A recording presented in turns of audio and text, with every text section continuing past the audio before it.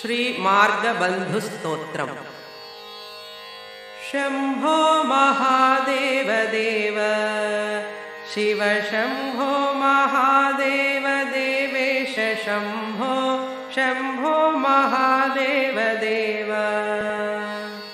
फालावनम्रत्किरीटम् फालनेत्रार्चिषादग्धपञ्चेषु कीटम् शूलाहतारातिकूटम् शुद्धमर्धेन्दुचूडम् भजे मार्गबन्धुम् शम्भो महादेव देव। अङ्गे विराजद्भुजङ्गम् अभ्रगङ्गातरङ्गाभिरामोत्तमाङ्गम् ओङ्कारवाटीकुरङ्गम् सिद्धसंसेविताङ्घ्रिं भजे मार्गबन्धुम् शम्भो महादेव देव।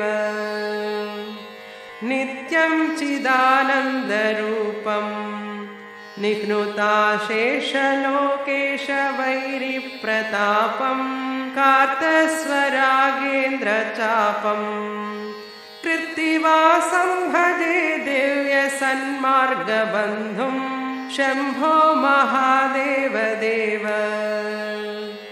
कन्दर्पदर्पघ्नमीशम् कालकण्ठं महेशं महाव्योमकेशं कुन्दाभदन्तं सुरेशम् कोटिसूर्यप्रकाशं भजे मार्गबन्धुम् शम्भो महादेव देव। मन्दारभूतेरुदारम् मन्थरागेन्द्रसारं महागौर्यदूरम् सिन्धूरदूरप्रचारम् सिन्धुराजातिधीरं भजे मार्गबन्धुम् शम्भो महादेव देव।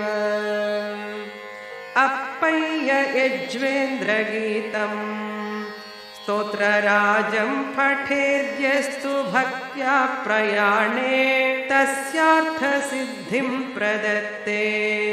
मार्गमध्ये भयं चाशुतोषो महेशः शम्भो महादेव देव। शिव शम्भो महादेव देवेश शम्भो शम्भो महादेव देव।